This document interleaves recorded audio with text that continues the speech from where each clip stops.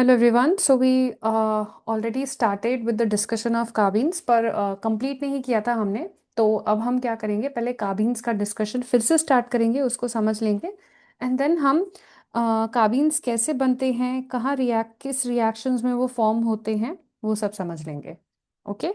तो कार्बीन्स क्या होते हैं, फॉर एग्जांपल जैसे मैंने इसका जनरल स्ट्रक्चर दिखाया था, CY और इसके पास क्या होते हैं, दो इलेक्ट्रॉन पेयर। कई बार हमें लूजली जब भी एक इलेक्ट्रॉन पेयर दिख जाए तो हम इसे लोन पेयर कहते हैं, but this is not necessary lone pair.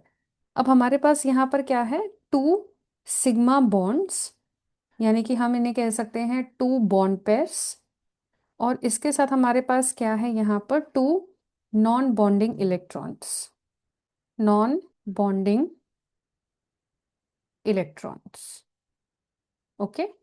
तो इस तरीके से इसका स्ट्रक्चर है। अब हम ये भी समझ सकते हैं कि इसका ऑक्टेट भी कंप्लीट नहीं है, यहाँ पर 6 इलेक्ट्रॉन्स हैं, तो इस पर नेगेटिव चार्ज देना भी सही नहीं रहेगा, जस्ट बिकॉज हम एक इलेक्ट्रॉन पेयर देख पा रहे हैं। तो अगर हम कार्बीन्स की इन जनरल बात करें तो कार्बीन्स के पास क्या है, 6 इलेक्ट्रॉन्स हैं। ये क्या है, फिर भी ये न्यूट्रल स्पीशीज हैं, इन पर कोई चार्ज नहीं आ सकता।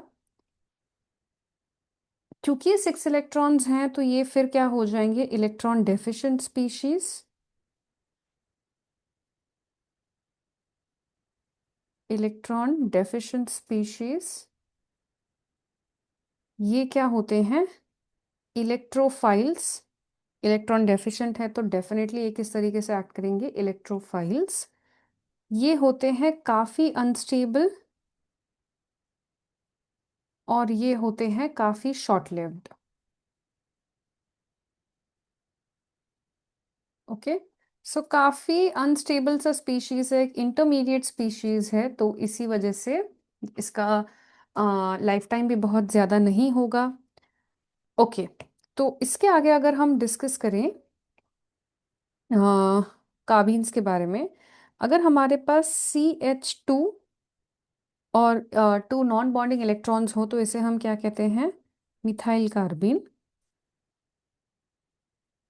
ठीक है। क्योंकि ये मिथाइल कहने की जगह पर हम CH2 इस ग्रुप को कहते हैं मेथिलीन, तो इसे इवन कहा जाता है मेथिलीन कार्बीन। फिर CCl2 की बात करें तो इसे हम कहते हैं डाइक्लोरोकार्बीन, डाइक्लोरोकार्बीन। ओके।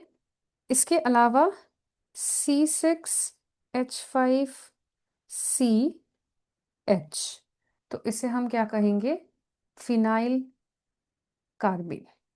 ओके। तो जिस तरीके से ग्रुप्स है उसके अकॉर्डिंग इसके नाम भी चेंज होंगे। ओके। हम क्या कह रहे हैं कि आ, जैसे मैंने एक्सप्लेन किया कि हम इसे नॉन बॉन्डिंग इलेक्ट्रॉन्स हैं ऐसा कहते हैं, कि इसके पास है नॉन बॉन्डिंग इलेक्ट्रॉन्स। ठीक है। पर इन इलेक्ट्रॉन्स को हम लोन पेयर नहीं कह सकते हैं, इन बात का बिल्कुल बहुत खास ख्याल रखेंगे हम। ठीक है। ओके। और अब हम क्यों नहीं कहते हैं ऐसे लोन पेयर, इसके स्ट्रक्चर के हिसाब से भी हमें समझ में आ जाएगा। अब अगर हम बात करें रिएक्शंस की, तो ये किन रिएक्शंस में, वेरी इंपॉर्टेंट नेम रिएक्शंस में पार्टिसिपेट करता है। एक है रीमर टीमन रिएक्शन। ओके। और दूसरा है कार्बिल अमीन रिएक्शन। ओके। अब जैसे हमने लास्ट टाइम डिस्कस किया था इसके स्ट्रक्चर को लेकर, तो कार्बीन के कितने स्ट्रक्चर्स होते हैं, दो तरीके के कार्बीन एग्जिस्ट करते हैं। फॉर एवरी कार्बीन हाइब्रिडाइजेशन भी अलग है। जैसे कि कार्बीन के दो टाइप्स हैं, singlet carbene and triplet carbene. तो इसका नाम सिंगलेट और ट्रिपलेट क्यों है, ये मैंने आपसे कहा था कि मैं बस अब इसका स्ट्रक्चर बताने के समझाने के बाद आपको समझा दूंगी। जैसे कि अगर हम सिंगलेट कार्बीन की बात करें तो सिंगलेट कार्बीन ये भी CH2 ही है। ओके। ट्रिपलेट कार्बीन भी CH2 है, पर सिंगलेट कार्बीन का हाइब्रिडाइजेशन क्या है, sp2। ओके। तो अगर हम कार्बन का इलेक्ट्रॉनिक कॉन्फ़िगरेशन देखें, ये है 1s2 2s2 2p2। ओके। अगर मैं सिर्फ इसके वैलेंस शेल इलेक्ट्रॉन्स बनाऊं तो ये 2s2 और ये है 2p2 सब शेल्स। यहाँ पर है हमारे पास दो इलेक्ट्रॉन्स, यहाँ पर और दो इलेक्ट्रॉन्स। अब क्योंकि यहाँ पर ये हमारे पास क्या है, 2s2 एंड 2p2। अब कितने इलेक्ट्रॉन्स यहाँ कितने ऑर्बिटल्स पार्टिसिपेट कर रहे हैं, ये sp2 हाइब्रिडाइजेशन है। ओके। तो ये किस तरीके से दिखेगा, यहाँ पर हमारे पास होंगे 3 हाइब्रिडाइज्ड sp2 ऑर्बिटल्स। तो हर किसी ऑर्बिटल का नाम यहाँ पर क्या होगा, sp2 ऑर्बिटल। ओके। और इसके अलावा यहाँ पर इलेक्ट्रॉन्स, ये सारे इलेक्ट्रॉन्स यहाँ एज इट इज फिल हो जाएंगे।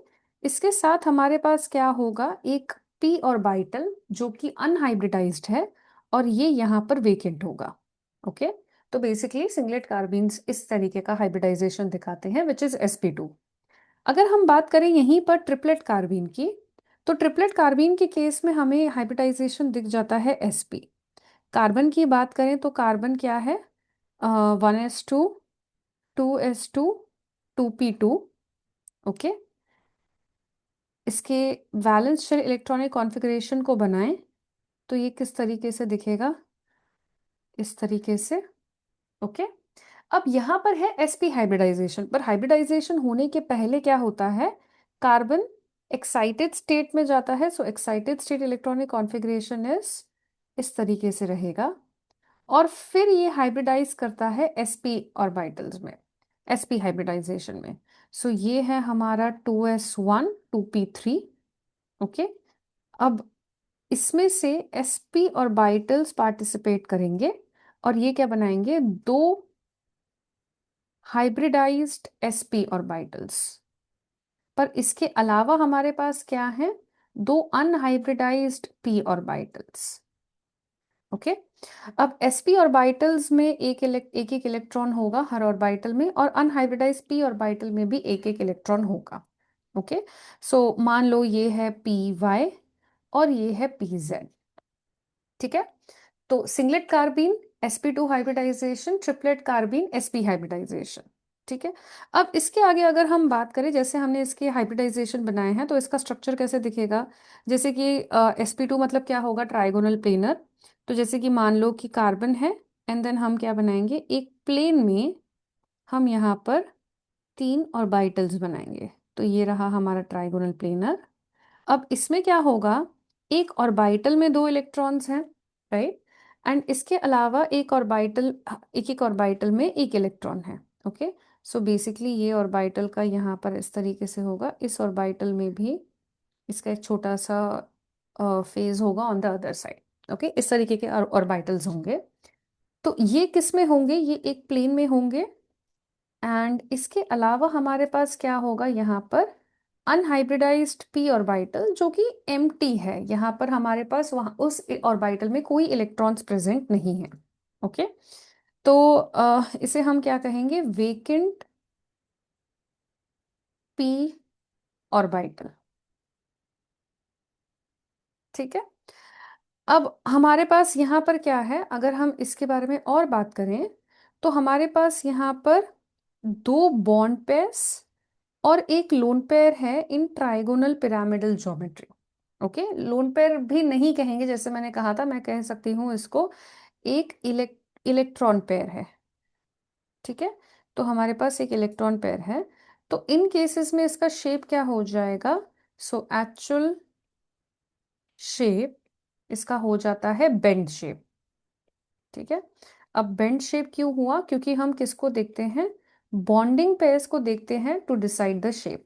तो यहाँ पर अगर हम चेक करें तो हमारे पास क्या है, अब ये जो दो अनपेयर्ड इलेक्ट्रॉन्स हैं, ये किससे कंबाइन करेंगे, हाइड्रोजन से कंबाइन करेंगे, और इनकी वजह से शेप डिसाइड होगा।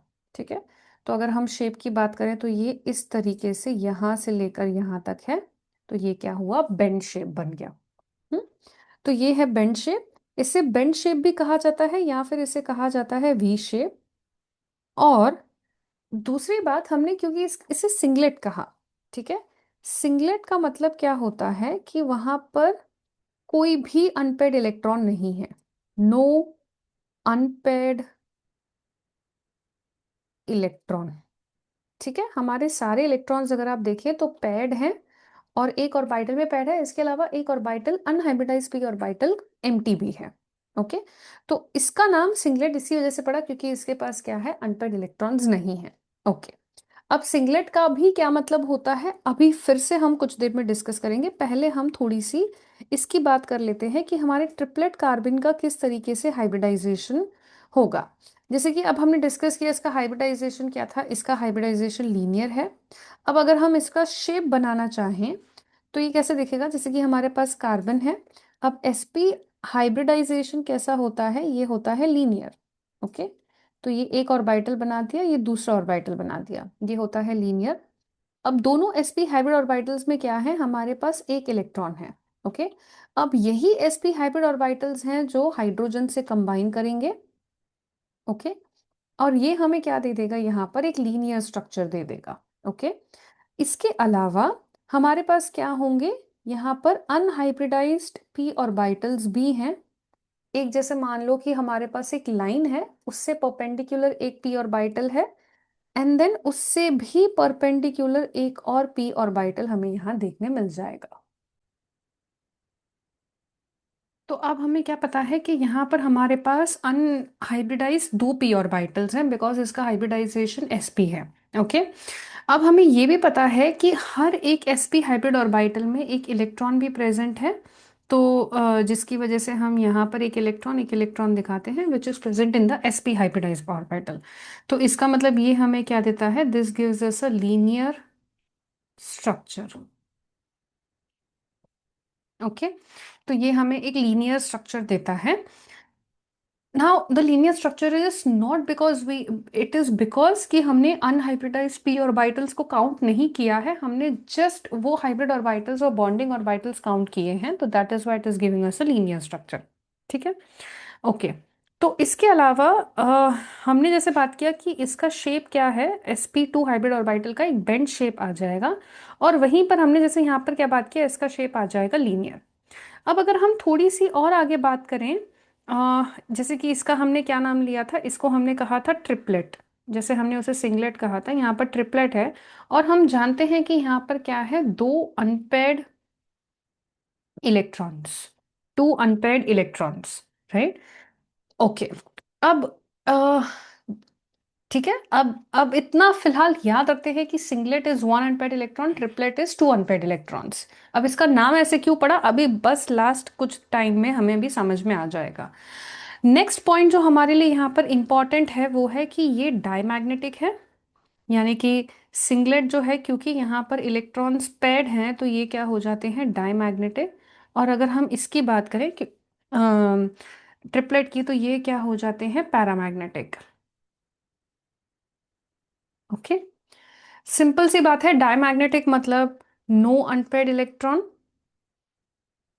या फिर ये कह दो कि सारे इलेक्ट्रॉन्स क्या हैं, पेड इलेक्ट्रॉन्स।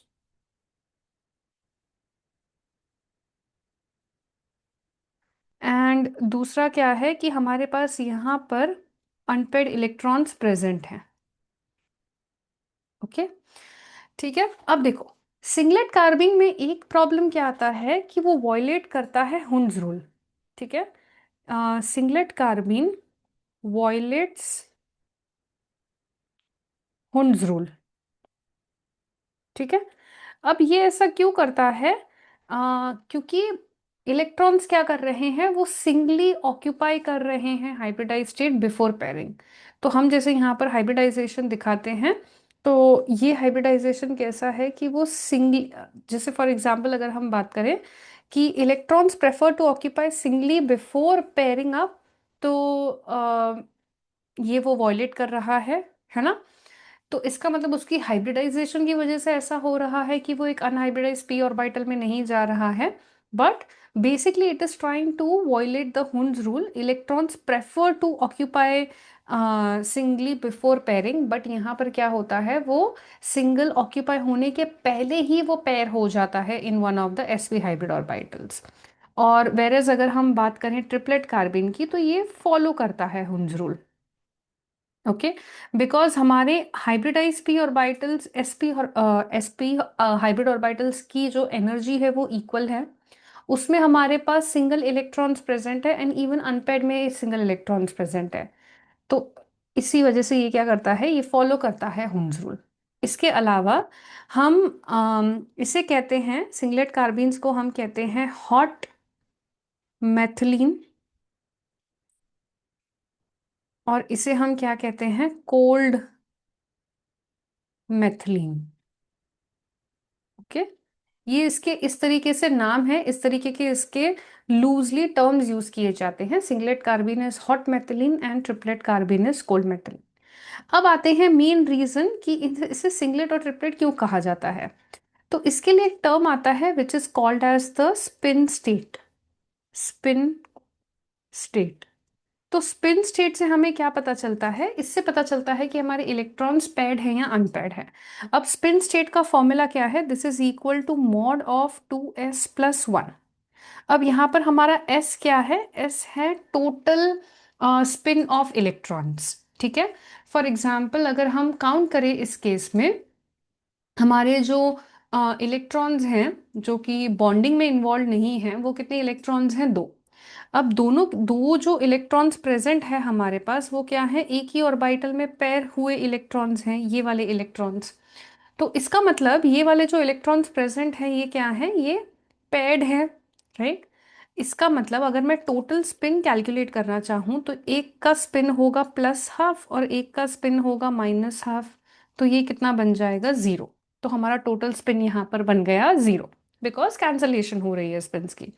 तो इसी तरीके से अगर हम स्पिन स्टेट निकालें, यानी कि ये फॉर्मूला 2s+1 की वैल्यू निकालें, तो ये कितना निकल कर आता है, 2 × 0 + 1 विच गिव्स अस 1। ठीक है, क्योंकि स्पिन्स पैड हैं, इस वजह से हमें स्पिन स्टेट कितनी आती है, 1। इसी वजह से इसका नाम क्या पड़ जाता है, सिंगलेट। ओके, और इसके अलावा नेक्स्ट अगर हम बात करें यहाँ पर, यहाँ की स्पिन स्टेट अगर हम देखें तो फॉर्मूला तो वही लगेगा which is equal to 2s+1। Okay, तो यहाँ पर अगर हम टोटल स्पिन देखें, क्योंकि हमारे पास क्या है, दो अनपेड इलेक्ट्रॉन्स हैं, राइट। अब देखो, अगर आप इस तरीके से देखो तो आपको यहाँ पर 4 अनपेड दिखेंगे, पर हम जानते हैं कि जितनी sp ऑर्बिटल्स हैं वो क्या कर रहे हैं, वो किसी के साथ पेयर कर रहे हैं, for example CH2 triplet carbene. तो इस केस में क्या हो रहा है कि वो पेयर कर जा रहे हैं और दो इलेक्ट्रॉन्स के साथ, तो वहां पर तो स्पिन स्टेट 0 ही है। हम स्पिन स्टेट किसकी देखते हैं, हमारे पास जो ये इलेक्ट्रॉन पेयर है उसकी देखते हैं। तो हमारे पास ये स्पिन क्या है, सिंगली ऑक्यूपाइड है। तो मतलब हाफ स्पिन, दो स्पिन है, हर किसी का हाफ एंड हाफ होगा या -½ एंड -½ होगा। तो फॉर एग्जाम्पल अगर हम half plus half consider, half और हाफ कंसिडर करते हैं, तो ऐड हो जाएंगे दोनों spins which is equal to 1। तो हमारा स्पिन स्टेट कितना निकल कर आएगा, spin state will be equal to 2 × s+1। तो ये आ जाएगा 2 × 1 + 1 विच इज इक्वल टू 3। तो इसी वजह से, क्योंकि यहाँ पर वैल्यू 3 आ जाता है, तो ये क्या आ जाता है, ट्रिपलेट। ओके, अब एक और चीज हम डिस्कस करते हैं यहाँ पर। तो हमें सिंगलेट और ट्रिपलेट टर्म्स क्यों पड़े हैं ये समझ आया है। अब दूसरी चीज जो हमें डिस्कस करनी है, जो कि इंपॉर्टेंट है इन टर्म्स ऑफ स्टेबिलिटी, भाई कौन सा स्टेबल है, किसकी स्टेबिलिटी ज्यादा होगी, कौन प्रिफर्ड रहेगा। तो यूजुअली स्टेबिलिटी किसकी ज्यादा होती है, ट्रिपलेट की ज्यादा होती है than singlet. Triplet is more stable than singlet. ठीक है, ये एक्सपेरिमेंटली देखा गया है। अब इसका कारण कैसे बताया जाता है, कि जैसे कि अगर हम बात करें यहाँ पर सिंगलेट, तो ये कैसा है, ये sp2 हाइब्रिडाइज्ड है, तो ये CH एंड देन यहाँ पर हमारे पास हाइब्रिडाइज्ड sp2 ऑर्बिटल में ही एक इलेक्ट्रॉन पेयर है।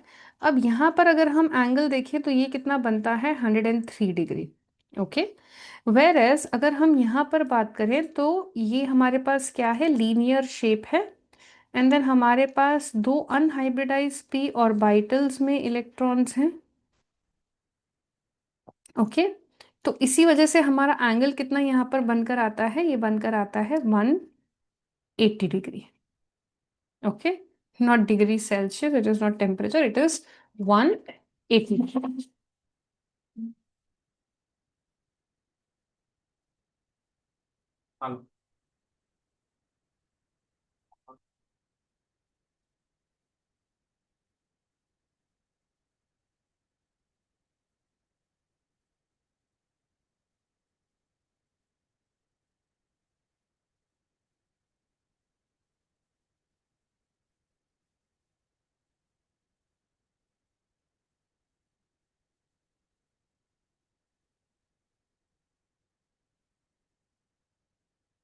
ओके, तो इसका मतलब अगर हम एंगल वाइज भी देखें तो यहाँ पर ऐसा बताया जाता है कि क्योंकि बॉन्ड पेयर्स का एंगल जो है वो in the case of singlet कम है, 103 degrees less angle than 180 degree, तो इसी वजह से 103 degree as a bond pair angle में रिपल्शन ज्यादा होता है, इसी वजह से वो अनस्टेबल होता है, whereas triplet is stable. Okay. अब इसके बहुत सारे अलग वर्जन है, दूसरे ये भी हम देख सकते हैं कि भाई इलेक्ट्रॉन्स अलग अलग ऑर्बिटल्स में प्रेजेंट हैं, इसी वजह से उनमें भी रिपल्शन नहीं होगा। बट अगर हम देखें कि जब इलेक्ट्रॉन्स पेयर कर जाते हैं, जब वो एक ही जगह पर प्रेजेंट हैं, तो फिर वो क्या रहेंगे, ज्यादा रिपेल करेंगे। बट अगर हम स्पिन के केसेस में देखें तो स्पिन्स क्या होती है, एक दूसरे को कैंसल आउट कर जाती है, वो वैसे तो ज्यादा स्टेबल होती है। बहुत सारे अलग वर्जन होते हैं इसके। बट अभी के लिए हम ये याद रखते हैं, क्योंकि बॉन्ड एंगल ज्यादा है ट्रिपलेट में, रिपल्शन कम है, इसी वजह से triplet will be more stable than singlet because of the bond angle reason. ठीक है। ओके। ठीक है। तो ये एक बात हुई। अब देखिए, तो दूसरी अगर हम बात करें, जैसे कि कार्बिन को अगर हम देखें, अब इस कार्बिन भी हमारे दो तरीके के होते हैं, जैसे कि of course singlet and triplet, लेकिन सिंगलेट किस केसेस में होता है, ट्रिपलेट किस केस में होता है, उसको भी हम डिस्कस करते हैं, और किसमें कौन सा स्टेबल होता है। फॉर एग्जाम्पल, अब देखो, कार्बिन दिखाया कैसे जाता है, जैसे कि ये CH2 है, एंड देन ऐसा दिखाया जाता है कि हमारे पास एक यहाँ बॉक्स है, एक और बॉक्स यहाँ पर है। तो ये इस तरीके से, इस अगर ऐसा डिनोट करें तो ये क्या डिनोट कर रहे हैं यहाँ पर, ट्रिपलेट कार्बिन। दो अलग अनहाइब्रिडाइज ऑर्बिटल्स में दो इलेक्ट्रॉन्स प्रेजेंट है विद द सेम स्पिन। तो ये क्या है, जब CH2 सिंगलेट कार्बिन हो तब वो स्टेबल होता है कंपेयर टू CH2 के ट्रिपलेट कार्बिन से। ओके। ये दिखाया जाता है ट्रिपलेट सॉरी सिंगलेट कार्बिन। तो ट्रिपलेट कार्बिन जो है, CH2 ट्रिपलेट कार्बिन CH2 के सिंगलेट से स्टेबल है। ओके। ये वाली बात हो गई। दूसरी एक और बात क्या की जाती है कि CCl2, ये अगर हमें प्रेजेंट हो in the present in triplet, ये कम स्टेबल होता है देन CCl2 सिंगलेट। अब अगर आप पूछोगे ऐसा क्यों होता है, तो इसका वजह ये बन जाता है कि देखो, अभी तो हमने जनरल रूल डिस्कस किया था कि जो सिंगलेट है वो ज्यादा स्टेबल होगा ट्रिपलेट के, ये तो हमें समझ आता है बॉन्ड एंगल की वजह से। ओके। अब अगर हम दूसरा केस बात करें कि अगर हम यहाँ पर देखें, जब हलाइड लगा होता है तब ऐसा क्यों होता है कि सिंगलेट ज्यादा स्टेबल है, तो इसका रीजन ये बनता है, अगर हम सिंगलेट देखें तो वो किस तरीके का हाइब्रिडाइजेशन शो करता है, वो शो करता है sp2 हाइब्रिडाइज्ड। ठीक है। तो जैसे कि मैं अगर इसका एक स्ट्रक्चर बना दूं, तो ये कैसा दिखेगा, कार्बन, एंड देन हमारे पास एक ऑर्बिटल में दो इलेक्ट्रॉन्स हैं, यहाँ पर हमारे पास लेट्स से Cl है, एंड देन यहाँ पर हमारे पास Cl है। ओके। अब हमारे पास क्या है, ये हमारा एक एक हाइब्रिडाइज्ड ऑर्बिटल है। तो चलो मैं इसका जो दूसरा साइड है वो छोटा बना देती हूँ। ओके। तो ये हमारा हाइब्रिडाइज्ड ऑर्बिटल है, इसके अलावा हमारे पास क्या है, ओवर द प्लेन हमारे पास एक अनहाइब्रिडाइज्ड p ऑर्बिटल भी है। ओके। ये वाला एक ऑर्बिटल भी है। तो होता ये है कि इसके जितने lone pairs of electrons present है, ये क्या कर सकते हैं, यहाँ पर बैक बॉन्डिंग दिखा सकते हैं। मतलब ये क्या कर सकते हैं, उस ऑर्बिटल के साथ इंटरैक्ट कर सकते हैं जिस ऑर्बिटल में कुछ ना हो। ठीक है। एंड बहुत सारे लोन पेयर ऑफ इलेक्ट्रॉन्स ऐसी इंटरैक्शंस दिखाते हैं ताकि वो अपनी इलेक्ट्रॉन डेंसिटी को थोड़ा सा मूव करवा सके, थोड़ा सा डीलोकलाइज करवा सके, और अपने इलेक्ट्रॉन डेंसिटी को स्टेबलाइज कर सके। ओके। तो अगर क्लोरीन पर ही इलेक्ट्रॉन पड़ा है तो वो क्या होगा, अनस्टेबल होगा। बट क्लोरीन अगर कुछ टाइम के लिए किसी एक खाली वाले पास वाले कार्बन के खाली वाले रूम में शेयर कर दे तो उसका बर्डन कम हो जाएगा, तो इलेक्ट्रॉन डेंसिटी शेयर हो जाएगी और वो स्टेबल हो जाएंगे। तो ये जो हमें बैक बॉन्डिंग मिलती है वो किस में मिलेगी, इन द केस ऑफ हैलोजेंस, क्योंकि वहां पर क्या है, वहां पर इलेक्ट्रॉन डेंसिटी प्रेजेंट भी है एज लोन पेयर्स। पर अगर हम बात करें CH2 की तो वहां पर वो प्रेजेंट नहीं है, तो वहां बैक बॉन्डिंग का कॉन्सेप्ट भी नहीं लगता है। तो इसी वजह से अगर हम CH2 की बात करें तो उस केस में ट्रिपलेट ज्यादा स्टेबल है देन सिंगलेट बॉन्ड एंगल के ऑर्डर से। तो यहाँ पर हमारा जो नॉर्मल बॉन्ड एंगल वाला रीजन था उसकी वजह से क्या स्टेबल है, the triplet is more stable then singlet. But अगर हम CX2 की बात करें, यानी कि हमारे X क्या हैं, हैलोजन्स हैं, तो इस केस में सिंगलेट स्टेबल है देन ट्रिपलेट। बिकॉज सिंगलेट में एक एम्प्टी ऑर्बिटल है, वो एम्प्टी ऑर्बिटल क्या कर सकता है, उसके लोन पेयर्स के साथ इंटरैक्ट कर सकता है। ट्रिपलेट में हमारे पास एम्प्टी ऑर्बिटल ही नहीं है, दोनों अनहाइब्रिडाइज p ऑर्बिटल्स में इलेक्ट्रॉन्स प्रेजेंट है, तो इलेक्ट्रॉन्स जो हैं, even single electron cannot interact with an electron pair और अ लोन पेयर इन हैलोजन। ओके, तो ये वाली बात हो गई। ओके, अब इसमें अगर हम कंपेयर करें, अगर हम बात करें कि जैसे कि हमने अब क्या ले लिया, सिंगलेट कार्बन ही ले लिया, बट अब हमने डिस्कस किया अलग अलग हैलोजेंस के साथ। तो अभी हमारा क्वेश्चन क्या बनता है, compare the stability of carbon, compare the stability of carbon. Okay, तो यहाँ पर हमें क्या देखने मिलता है कि फॉर एग्जाम्पल अगर हमारे पास CF2, अब देखो हम जानते हैं कि इन केसेस में सिंगलेट कार्बन स्टेबल है। फिर इसके बाद अगर मैं कंसिडर करूँ CCl2, इसके बाद मैं कंसिडर करूँ CBr2। ओके, तो हम क्या देखते हैं, लाइक अगर हम इनके स्टेबिलिटीज की बात करें तो CF2 सिंगलेट कार्बन की स्टेबिलिटी ज्यादा है CCl2 से, वो ज्यादा है CBr2 से। इसकी वजह ये बन जाती है कि CF2 जो सिंगलेट कार्बन है, वो क्या कर रहा है, 2p ऑर्बिटल्स के लोन पेयर ऑफ इलेक्ट्रॉन्स हैं, राइट।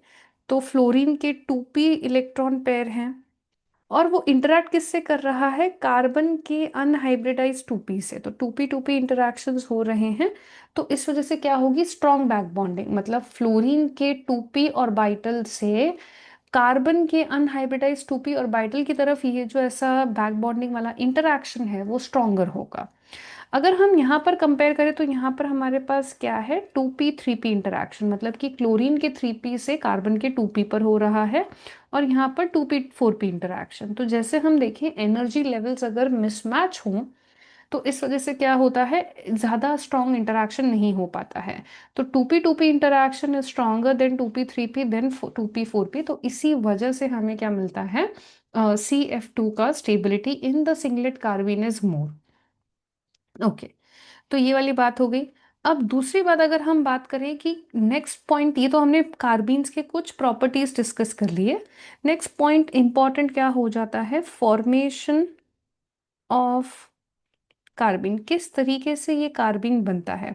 अब हमने ये देख लिया कि कार्बिन हमारा क्या है, एक इंटरमीडिएट स्पीशीज है, स्टेबल नहीं है और ये प्रोडक्ट भी नहीं है।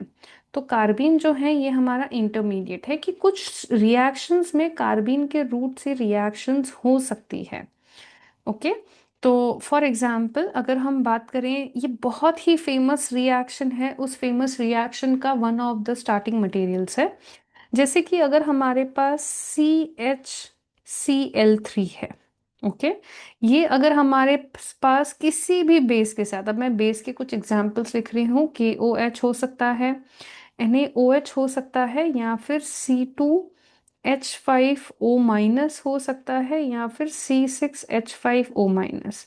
अब ये सारे बेसिस क्या कर सकते हैं, ये जो हाइड्रोजन प्रेजेंट है विद कार्बन, कि क्या है, डेल्टा पॉजिटिव है। अब ये डेल्टा पॉजिटिव कैसा बना, जैसे कि हमारे पास CH Cl Cl है, तो ये क्या कर रहा है, इंडक्टिव इफेक्ट से यहाँ पर डेल्टा नेगेटिव का चार्ज बना रहा है क्लोरीन पर, और उतना ही ज्यादा डेल्टा पॉजिटिव यहाँ पर बन रहा है। अब ये डेल्टा पॉजिटिव है, ये किससे इलेक्ट्रॉन डेंसिटी लेगा? हाइड्रोजन से। तो ये यहाँ से इलेक्ट्रॉन डेंसिटी ले रहा है, अब ये इसको भी डेल्टा पॉजिटिव बना रहा है। अब ये डेल्टा पॉजिटिव बनने की वजह से ये क्या कर सकता है, एक एसिडिक प्रोटॉन के जैसा बिहेव कर सकता है। ओके। इसका मतलब कि जब भी एक बेस आएगा तो ये क्या करेगा, इस प्रोटॉन को ले सकता है। अगर इस बेस ने, जैसे कि मान लो कि C2H5O माइनस ने इसको ले लिया, तो ये इलेक्ट्रॉन डेंसिटी यहाँ पर दे जाएगा। तो ये क्या बन जाएगा, C negative, Cl, Cl, Cl। Okay. ये बनेगा जिसे हम कहते हैं कि कार्बन आयन। ठीक है, तो यहाँ पर हमें बना कार्बन आयन। अब ये स्टेबल क्यों है? क्योंकि ये कार्बन जो है ये किस ग्रुप से अटैच्ड है, माइनस आई इफेक्ट लगाने वाले ग्रुप से अटैच्ड है। तो ये नेगेटिव चार्ज है और ये सारे क्या है, माइनस आई ग्रुप्स, तो ये स्टेबलाइज कर रहे हैं इस नेगेटिव चार्ज को।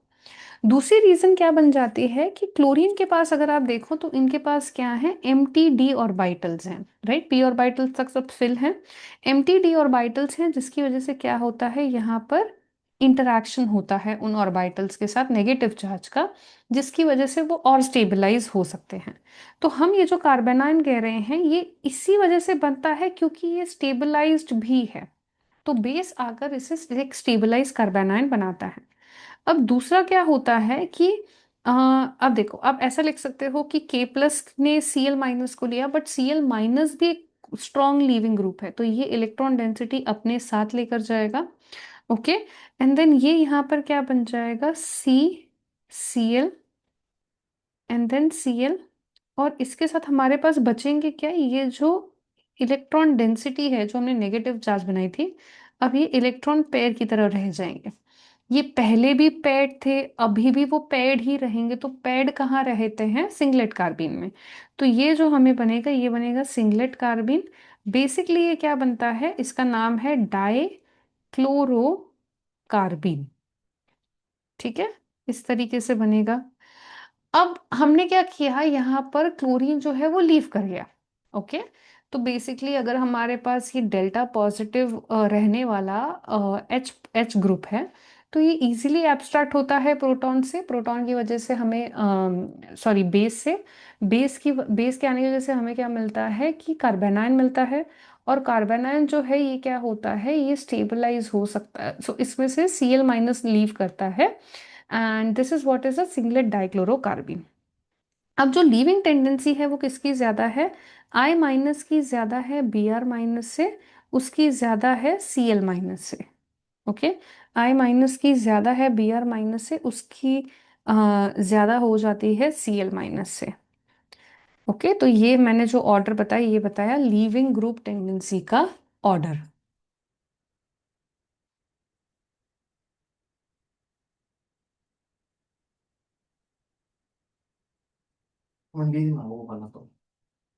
मैं भी पॉज किया।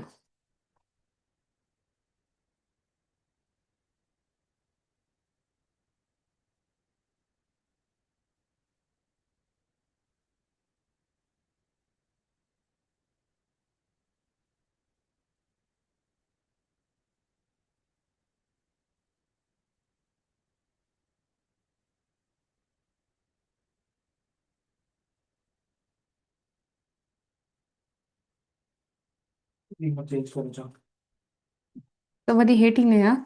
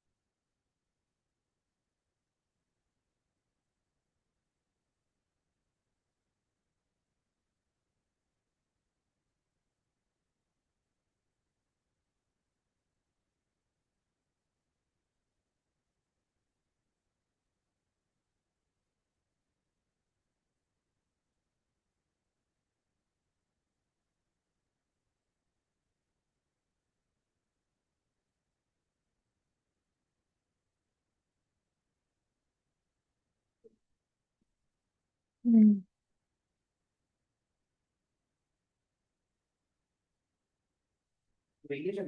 ना ना ना, ये जो हम बात कर रहे हैं ये है लीविंग ग्रुप टेंडेंसी, या मैं इसे ये भी कह सकती हूँ कि ये है हमारा लीविंग ग्रुप ऑर्डर। ओके। तो फॉर एग्जाम्पल अगर हमें ये पता हो, तो इसी के साथ अगर हम मान लो कि एक एग्जाम्पल लेते हैं, हमारे पास है CF2Cl, ये एक दूसरा एग्जाम्पल है। ये किसी भी बेस के प्रेजेंस में, चाहे वो OH माइनस दिया हो, NH2 दिया हो, या फिर PHO माइनस दिया हो, तो ये हमें क्या मिलता है? अब देखो, सॉरी, CF2Cl नहीं है, CHF2Cl है। तो इस केस में हमें क्या मिलेगा? जैसे कि अगर हम स्टार्ट करते हैं, जैसे हमारे पास एक हाइड्रोजन है, और यहाँ पर हमारे पास फ्लोरीन, फ्लोरीन और क्लोरीन है।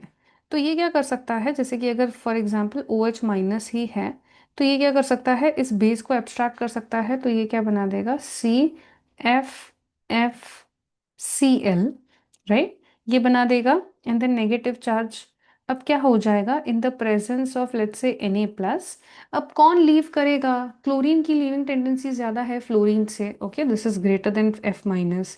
तो इसी वजह से ये क्या करेगा? ये लीव कर जाएगा, और हमें क्या मिलेगा? डाइफ्लोरोकार्बिन। ये भी क्या होगा? सिंगलेट। तो हमें मिलेगा डाइफ्लोरोकार्बिन, जो कि क्या होगा? सिंगलेट कार्बिन। ठीक है। तो अब अगर हम यहाँ तक समझ गए, अब हम आगे एक और एग्जाम्पल लेते हैं। फॉर एग्जाम्पल अगर हमारे पास CHI2Br प्रेजेंट है, अब अगर इसके बेसिस पर ये रिएक्शन हो तो क्या होगा? सबसे पहले तो H ही निकलेगा, तो हमें तो हमें तो नेगेटिव चार्ज मिलेगा ही, राइट। नेगेटिव चार्ज मिलने के बाद अब आई आई लीव करेगा या ब्रोमीन लीव करेगा? तो हम जानते हैं कि आई की लीविंग टेंडेंसी ज़्यादा है। तो हमें क्या मिलेगा? CIBr कार्बिन। तो ये भी क्या मिलेगा? हमें एक सिंगलेट कार्बिन मिलेगा। नेक्स्ट अगर हम एक और एग्जांपल लेते हैं, CHFBrCl, अगर हम इसको देखें in the presence of OH minus, तो सबसे पहले H+ निकलेगा और फिर C- बनाएगा। उसके बाद FBr और Cl से कौन निकलेगा? Br की सबसे ज्यादा लीविंग ग्रुप टेंडेंसी है, तो इसीलिए हमें क्या मिलेगा? CFCl as a singlet कार्बिन। एक और एग्जाम्पल लेते हैं, जैसे कि हमारे पास CHBrCl2 हो, तो ये भी क्या मिलेगा इन्हीं कंडीशंस में? अब इन दोनों में से Cl और Br में से Br की लीविंग ग्रुप टेंडेंसी ज़्यादा है, तो इसी वजह से मिलेगा CCl2 सिंगलेट कार्बिन। ओके। तो ये बात हो गई हमारे कार्बीन्स की। अब ये एक तरीका हुआ कि हम किस तरीके से रिएक्शंस में सिंगलेट कार्बीन बना सकते हैं। अगर हमारे पास क्लोरोफॉर्म या क्लोरोफॉर्म जैसे डेरिवेटिव्स हों, तो ये in the presence of base हमें सिंगलेट कार्बीन दे सकता है। दूसरा एक और रिएक्शन जहां पर सिंगलेट कार्बीन बनता है वो क्या है? डायअज़ोमीथेन। ठीक है। तो अगर हम डायअज़ोमीथेन, अभी क्या होता है, इसका अगर हम पाइरोलिसिस करा दें, पाइरोलिसिस मतलब क्या? कि अगर हमारे पास CH2 डबल बॉन्ड N ये डाइअज़ो ग्रुप होता है, अगर हमें ऐसे कुछ प्रेजेंट है, ठीक है, अगर हम इसको रिएक्ट करवा दें in the presence of H and heat, तो ये क्या कर देगा? अब एक टेंडेंसी होती है, N2 एक बहुत स्टेबल लीविंग ग्रुप है एज अ गैस, तो वो क्या करेगा? N2 बनाएगा। तो ये यहाँ पर बनेगा N triple bond N, N2 में N ट्रिपल बॉन्ड N होता है, राइट। इसके बाद एक और इलेक्ट्रॉन डेंसिटी आएगी to stabilize this positive charge, right. मैं चाहो ये ऊपर से दिखा दूं, तो अगर मैं आपको इस तरीके से दिखाऊं, तो ये यहाँ पर आने पर इसकी पॉजिटिव चार्ज को स्टेबलाइज कर देगा, क्योंकि इसी का लोन पेयर यूज हुआ था बॉन्डिंग में। और एक और चीज क्या होगी, ये यहाँ पर क्या करेगा? इलेक्ट्रॉन्स दे देगा। मतलब ये क्या बना? CH2 कार्बिन, और इसी के साथ N2 रिलीज होगा, which is an energy release in the molecule. कभी भी अगर ऐसा हो कि हमें कोई स्टेबल गैशियस प्रोडक्ट मिल सकता है तो वो बनने की टेंडेंसी होती है। ओके, ये एक तरीका हुआ डायजोटाइजेशन का। एक और तरीका क्या होता है, फ्रॉम कीटीन्स। ठीक है, कीटीन्स में क्या होता है, जैसे कि for example CH2 double bond C double bond O है। In the presence of heat ये क्या दे सकता है हमें, अगर ये कार्बोनिल मूव, ये अगर कार्बोनिल निकल जाए तो ये हमें क्या देगा, ये यहाँ पर मूव करेगा एंड देन ये यहाँ पर, तो ये हमें क्या देगा, CO, और इसी के साथ हमें CH2 कार्बीन देगा। ओके, ये वाली बात हो गई। ठीक है, तो इस तरीके से हमारे कार्बीन्स यहाँ पर बन जाते हैं। तो ये हमने कार्बीन्स के बारे में डिस्कस किया। अब हम एक और छोटा सा लेक्चर लेंगे जहाँ पर हम नाइट्राइन्स नाइट्रीन्स बेंजाइन्स के बारे में डिस्कस करेंगे। आई होप आपको ये समझ आया होगा। क्लास प्लीज़ लेक्चर पूरा देखना, नोट पूरे बनाना, एंड देन हम नेक्स्ट क्लास फिर से डिस्कस करेंगे। Thank you so much.